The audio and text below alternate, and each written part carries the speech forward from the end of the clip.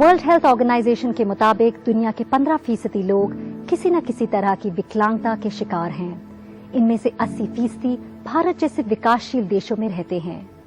Corona महामारी ने लोगों पर अलग अलग तरह से असर डाला है। कई लोगों का जीवन तो इसने काफी बर्बाद कर दिया है। अब जब हालात सुधर रहे हैं तो हमें ये ध्यान देने की जरूरत है कि कोई पीछे न छूट जाए। वैलेंटाइन डे के मौके पर हम उस प्यार की बात करेंगे जो हमें इंसान बनाता है। Love that makes us human. Romance और आकर्षण ही नहीं बल्कि सहानुभूति, देखभाल और समावेश।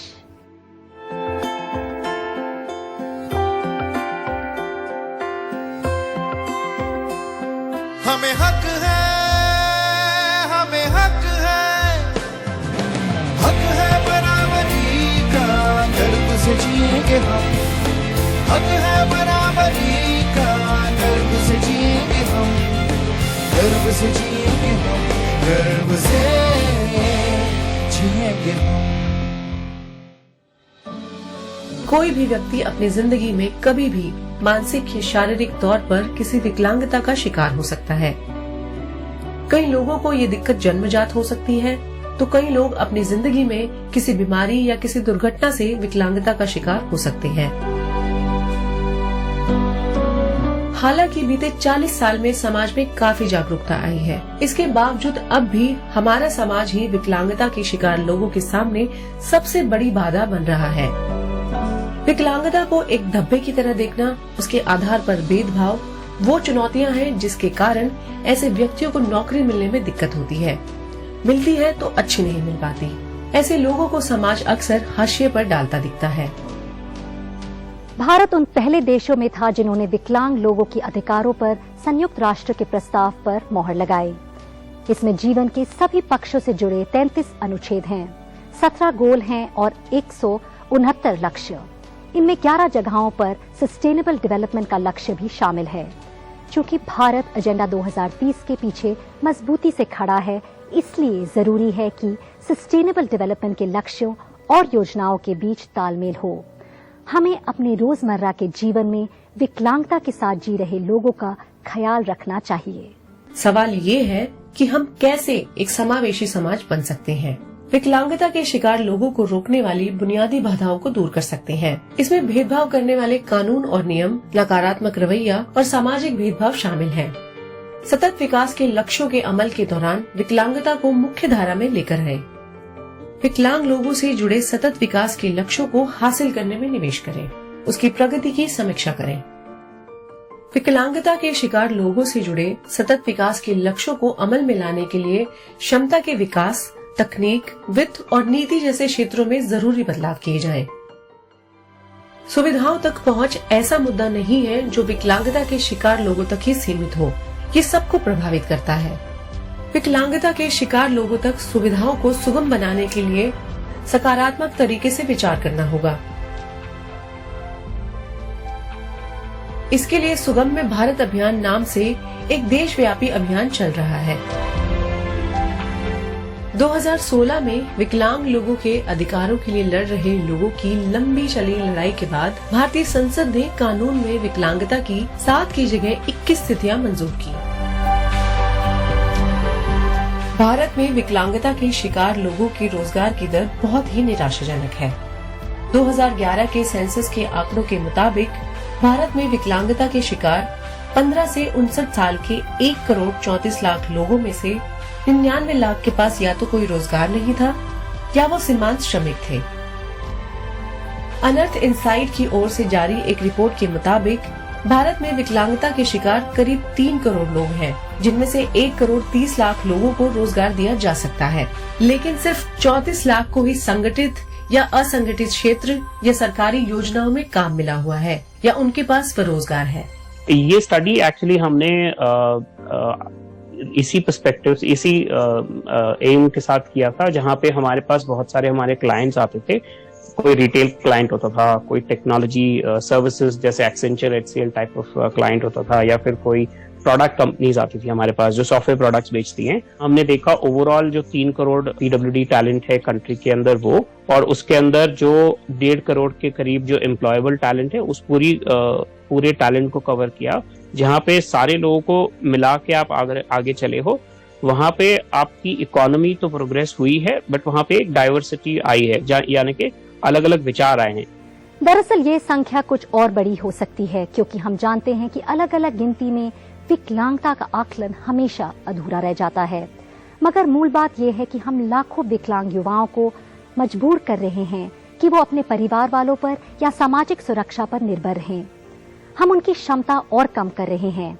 एक राष्ट्र के तौर पर हमें खुद से पूछना चाहिए कि क्या हम अपने लाखों विशेष जरूरतों वाले युवाओं के लिए यही चाहते हैं, निर्भरता का जीवन, या ऐसी नीति चाहते हैं जिसमें उन्हें गरिमा मिले और रोजगार और बराबरी के अधिकार। आप ये जानकर हैरान होंगे कि इसके जवाब से हमारी सालाना जीडीपी में 5 से 7% का इजाफा हो सकता है। उभरती अर्थव्यवस्था से ऐसे लोगों को बाहर रखने का क्या असर हो सकता है? विश्व बैंक का मानना है कि विकलांगता के शिकार लोगों को अर्थव्यवस्था से बाहर रखना जीडीपी से 5 से 7% की कमी रखना है। अंतर्राष्ट्रीय श्रम संगठन का भी मानना है कि विकलांगता के शिकार लोगों को रोजगार देने से जीडीपी को 3 से 7% तक बढ़ाया जा सकता है। मुझे लगता है कि ये महत्वपूर्ण है कि पॉलिसी मेकर और स्टेक होल्डर उन निवेशों के बारे में सोचना बंद कर दें जो विकलांग व्यक्ति के लिए सहायक तकनीक, व्यक्तिगत सहायता आदि के संदर्भ में सक्षम होने के लिए आवश्यक है। हमें इन समर्थनों के बारे में सोचने की जरूरत है जो विकलांग व्यक्तियों के लिए न केवल यूनाइटेड नेशन के अनुसार उन्हें प्राप्त करने के अधिकार हैं, बल्कि हमें उन्हें निवेश के रूप में देखने की भी आवश्यकता है। भारत में विकलांगता के शिकार लोगों में अनगिनत प्रतिभाएं हैं। वो देश के विकास में अहम भूमिका निभा सकते हैं। उचित नीतियों और कानूनों और उनके सही अमल से विकलांगता के शिकार लोगों को रोजगार के अवसर तेजी से मुहैया कराए जा सकते हैं। अनेबल इंडिया नाम की एक एनजीओ 1990 से हमारे ऐसे नागरिकों की आर्थिक आजादी और सम्मान की दिशा में काम कर रही है। मेरे भाई की आंखों की रोशनी 15 साल की उम्र में जाने लगी और इसको ठीक करने के लिए हमने हर संभव कोशिश की। मेरे भाई ने भी अपनी समस्या से जमकर लड़ाई की और हम हर वक्त उसके साथ खड़े रहे। हमने कई एडवेंचर स्पोर्ट्स मिलकर करे। वो काफी शरारती है, खुशमिजाज इंसान है और मैं उसके साथ रहकर उसको समझ पाई और अब वो एक एमएनसी में काम करता है और हम यही सफर भारत के हर एक इंसान के लिए चाहते हैं। कई गैर सरकारी संगठन और हमारे काम के चलते अगर आप अभी किसी ग्रामीण इलाके में जाएं, आप हजारों दिव्यांग लोगों को काम करते हुए देखेंगे। किसी नेत्रहीन व्यक्ति को काम करते हुए देखकर आश्चर्यचकित ना होइएगा। या आप जाकर देखेंगे कि गंभीर रूप से दिव्यांग 2 महिलाएं अपनी किराने की दुकान में आपको पेट्रोल दे रही हैं। आप अगर यहाँ आए तो आप देखेंगे कि कोई नेत्रहीन होगा, कोई ऐसा होगा जो सुन नहीं पाता होगा, ना बोल पाता होगा, मगर अपनी पत्नी के साथ खाना खाने कहीं जा रहा होगा क्योंकि वह व्यक्ति पैसे कमा रहा है। यह सब के बाद मुझे ऐसा लगता है कि वाह, देखो ये प्रत्येक दिव्यांग व्यक्ति क्या कर रही हैं। रोजगार से जुड़े कौशल के अलावा विकलांगता के शिकार लोगों को तकनीकी सहायता, उचित माहौल, वित्तीय मदद और सबसे ज्यादा नौकरी देने के इच्छुक लोगों की जरूरत है। This is where basically we created this whole thing. How do you? हमने इस समस्या का संबोधन हनीकॉम्ब स्ट्रक्चर नामक स्ट्रेटेजी का उपयोग करके किया। हम इस हनीकॉम्ब स्ट्रक्चर को एक छत्ते के रूप में देखते हैं और इस स्ट्रक्चर का प्रत्येक सेल मूल रूप से अलग होता है। उदाहरण के लिए हमारे पास अनेबल विजन नामक एक सेल है और वो सेल दर्शाता है कि आप नेत्रहीन लोगों को नौकरियों के लिए कैसे तैयार कर सकते हैं, आप जीविका के विभिन्न विकल्प कैसे खोज सकते हैं और यही विकल्पों में से एक विकल्प ऐसा है जो आपकी आशंकाओं का निर्माण करने में मददगार साबित होगा। पहले हमारे लिए समावेश का मतलब सहानुभूति या फिर किसी की देखभाल करना था, लेकिन पिछले 10 वर्षों में जब से हमने दिव्यांग लोगों के साथ काम करना आरंभ किया तो हमारे लिए समावेश की पूरी परिभाषा बदल गई। हमारे लिए समावेश का अर्थ है अच्छी व्यावसायिक समझ और नवीनीकरण। समाज के एक ऐसे हिस्से को गले लगाना जिसे समाज से बाहर रखा गया है। जिंदगी में कई भूमिकाएं निभाने के बाद डैन ने अनेबल इंडिया ज्वाइन किया। वो कोलकाता के स्टीफन हॉकिंग, लेखक, award winning actor, radio jockey, सब कुछ कहे जा सकते हैं।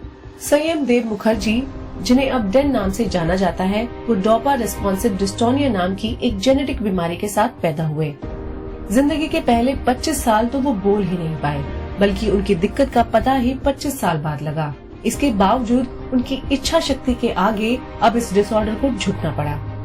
आज 41 साल के डैन विकलांगता के शिकार लोगों की चुनौतियों को आसान बनाने की मुहिम में जुटे हुए हैं। मैंने जीवन में बहुत से उतार चढ़ाव देखे और एक पूरी यात्रा का अनुभव किया है। चाहे वो तब हो जब मेरे पास कुछ कहने का माध्यम नहीं था, या तब जब बहुत कुछ कह पाया। हर बार मुझे विश्वास हुआ कि जब आपके पास परिवार, लोग और भगवान का आशीर्वाद होता है, उस सही समय पर ही आप जीवन में वृद्धि प्राप्त कर सफलता प्राप्त करते हैं। मैं कमाना चाहता था, मैं आर्थिक रूप से सक्षम होना चाहता था, और तभी एक चमत्कार हुआ। मुझे कोलकाता के एक रेडियो चैनल से फोन आया और उन्होंने मुझसे अनुरोध किया, मुझसे पूछा कि क्या मैं उनके एक शो में एंकरिंग कर पाऊंगा। हर रोज जब मैं शो करने जाता था, मुझे लगता था कि ये मेरा आखिरी शो होगा, क्योंकि मैं रेडियो और मीडिया के लिए नहीं हूँ। मैंने एक फिल्म में अभिनय किया है। उस फिल्म में मुझे डायलॉग्स को सुनना था, याद रखना था और बोलना था। ईश्वर की कृपा से सिंसिनाटी फिल्म फेस्टिवल में मुझे बेस्ट एक्टर का पुरस्कार भी मिला।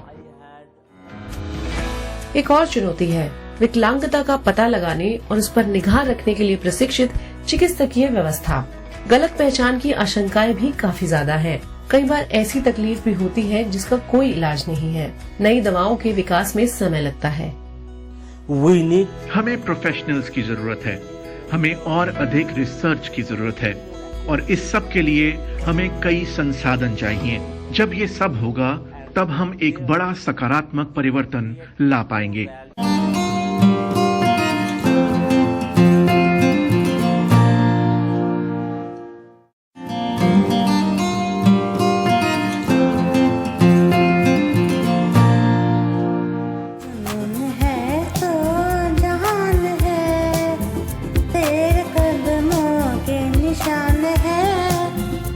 विकलांगता कोई हादसा नहीं, ना ही विकलांगता के शिकार लोग इसे इस तरह देखते हैं।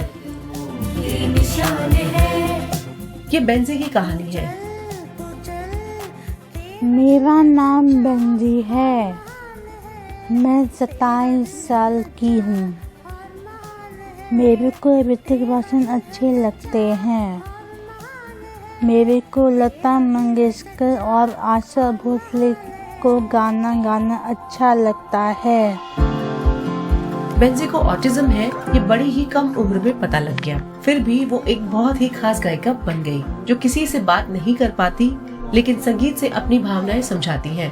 जब बेंजी पैदा हुई थी, तो जैसे और सब बच्चे आते हैं जिंदगी में, तो जैसे हर माँ बाप खुश होता है उसको लेके, तो हम भी बहुत खुश थे और काफ़ी इसको सेलिब्रेट भी किया हम लोगों ने। बट ये एक्साइटमेंट हमारा 1.5 महीने के अंदर बिल्कुल चेंज हो गया, क्योंकि ना मैंने, ना मेरे हस्बैंड ने, ना किसी फैमिली मेम्बर्स ने कभी भी स्पेशल बच्चे का नाम सुना था।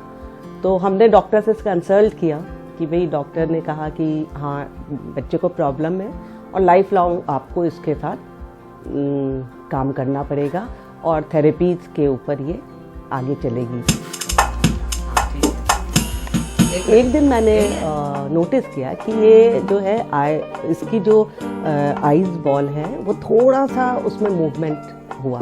तो लेकिन उस समय मैं ये नहीं समझ पाई कि ये म्यूजिकल टॉय से इंटरैक्ट कर रही है या फिर वो लाइट से। उसमें लाइट्स भी थी, कुछ कलरफुल लाइट्स से।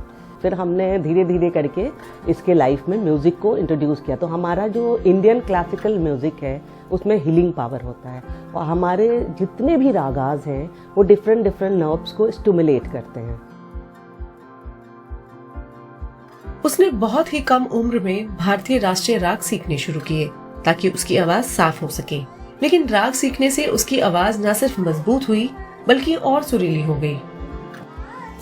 बेंजी ने न सिर्फ अपनी म्यूजिक एल्बम निकाली है बल्कि वो 9 साल की उम्र से ऐसा कर रही हैं। उन्हें 3 राष्ट्रीय अवार्ड मिल चुके हैं। Limca book of world records में उनका नाम है। देश विदेश में हजारों जगहों पर वो अपना कार्यक्रम कर चुकी हैं। ऑटिज्म स्पेक्ट्रम डिसऑर्डर के शिकार बच्चों के विकास में माता पिता की भूमिका और भी खास हो जाती है। बेंजी खुशकिस्मत रही कि यहाँ उन्हें अपने माता पिता का पूरा समर्थन और प्यार मिला। Music is her medicine, you know. जो म्यूजिक है इसके लिए मेडिसिन है, या आप कह सकते हैं सोल है, लैंग्वेज है। जुनून है तो जहान है, तेरे कदमों के निशान है। जुनून है तो जहान है, तेरे कदमों के निशान है। तू चल तेरा दिल है सच्चा और महान है। तेरा दिल है सच्चा और महान है। जुनून है तो जहान है, तेरे कदमों के निशान है।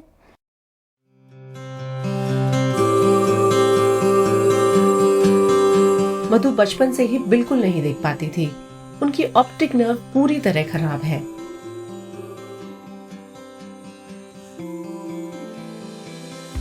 दिनेश की नजर धीरे धीरे 8 साल की उम्र तक पूरी तरह चली गई। दोनों की मुलाकात एक सॉफ्टवेयर कंपनी में हुई जो स्क्रीन रीडर बनाती है। स्क्रीन रीडर स्पीच टेक्नोलॉजी का इस्तेमाल करता है, जिससे देखने में असमर्थ लोग कंप्यूटर का इस्तेमाल कर पाते हैं। दिनेश और मैं सबसे पहले तो हम जब मिले तो तब मैं बहुत छोटी थी, टीनेज में थी, और कंप्यूटर क्लास में दिनेश ने मुझे देखा। हम लोग फिर तब थोड़ा थोड़ा मिले थे, ज़्यादा नहीं। और उसके बाद से जो मेरा इम्प्रेशन छपा, फिर एक सॉफ्टवेयर कंपनी में हमने साथ में काम किया, जहाँ पर मैं एक सॉफ्टवेयर टेस्टर थी और दिनेश सॉफ्टवेयर डेवलपर। वहीं हमारी मुलाकात हुई और एक पक्के रिश्ते में तब्दील हो गई। दिनेश ने मुझे फिर पूछना शुरू किया कि एक लड़की है, वो मुझे बहुत पसंद है, उसको मैं कैसे बोलूँ, मुझे ये कैसे करना चाहिए, मुझे वो कैसे करना चाहिए। सारे आइडियाज़ लेकर अल्टीमेटली मुझे ही एंड में कह दिया कि वो लड़की तुम हो। मेरे फैमिली में जैसे बाकी सबकी फैमिलीज़ में भी रहता है कि family took us like both. Madhu को भी ऐसे ही था कि हम दोनों को we were not treated differently. हमें एकदम जैसे हमारे भाई बहन को ट्रीट किया जाता था वैसे ही किया जाता। थोड़ा सा फ़र्क रहा होगा क्योंकि कई बार ऐसा हुआ है कि जैसे मेरे को डांट कम पड़ती थी थोड़ा सा, मैं क्योंकि वैसे भी थोड़ा कम बदमाशी करता था। लेकिन ऐसे अदरवाइज सब बराबर ट्रीटमेंट होता था हमारा। और लेकिन सपोर्ट बहुत था। सोसाइटी के बहुत सवाल होते थे। इनफैक्ट जब हम फैमिली प्लानिंग भी कर रहे थे तो लोग बोलते थे क्यों आप अपने ऊपर एक और क्यों वो रिस्पॉन्सिबिलिटी लेना चाहते हो एक बच्चा, और अगर उसको कुछ ब्लाइंडनेस हो गई या डिसेबिलिटी हो गई तो क्या करोगे। वहाँ पे भी डिस्करेजमेंट हुई थी, लेकिन हमने उसके बावजूद एक डिसीजन लिया कि ये एक जो पेरेंटिंग का एक मौका है वो हम खुद से नहीं छीनेंगे। फिर हमने डिसीजन लिया और नमिश हमारा एंजल हमारी ज़िंदगी में आया, उसको हम रेज करते हैं लाइक एनी अदर चाइल्ड। मधु और दिनेश शिक्षा और आधुनिक तकनीक के बड़े समर्थक हैं। उनका मानना है कि विकलांगता के शिकार लोगों के लिए ये बड़ी मददगार है, जो खुद उनकी अपनी जिंदगी में साबित हो गया है। अगर मैं या कोई भी पर्सन विद डिसेबिलिटी जो यूज़ करते हैं टेक्नोलॉजी, मतलब उनको उनकी इन्वॉल्वमेंट होना बहुत ज़रूरी है। तो जैसे जब मैंने शुरू किया था ये काम तो किसी ने कुछ ऐसा सोल्यूशन बनाया था जो उनको लगा हमने बहुत अच्छा बनाया है, लेकिन वो सिर्फ कैरेक्टर बाय कैरेक्टर पढ़ता था तो वो उतना इफेक्टिव नहीं था। लेकिन जब हम लोगों ने बनाया तो वो काम आया लोगों को। तो उसमें जो है पर्सन्स विद डिसेबिलिटी की इन्वॉल्वमेंट बहुत हद मतलब इतनी होनी चाहिए कि डे टू डे बेसिस पे आप उनसे फीडबैक लो, या फिर पर्सन विद डिसेबिलिटीज खुद ही इन्वॉल्व हों टेक्नोलॉजी डेवलपमेंट में। बीते कुछ सालों से डिसेबिलिटी राइट्स मूवमेंट की बदौलत बहुत सारे कानून बदले हैं। अब सवाल स्वीकृति का नहीं, बराबर की साझेदारी का है। जब तक ज्यादा से ज्यादा विकलांग लोग दफ्तरों, स्कूलों और सार्वजनिक जगहों नहीं जाते, तब तक उनकी जरूरतों की समझ अधूरी बनी रहेगी।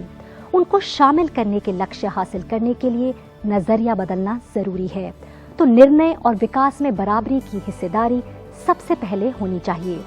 विकलांग लोग सबसे बड़ा अल्पसंख्यक समुदाय हैं, लेकिन बदकिस्मती से इनकी ओर किसी का ध्यान नहीं गया है। हमें इनके प्रति अपना नजरिया बदलना होगा और उनको समाज में शामिल करने की दिशा में और कदम उठाने होंगे।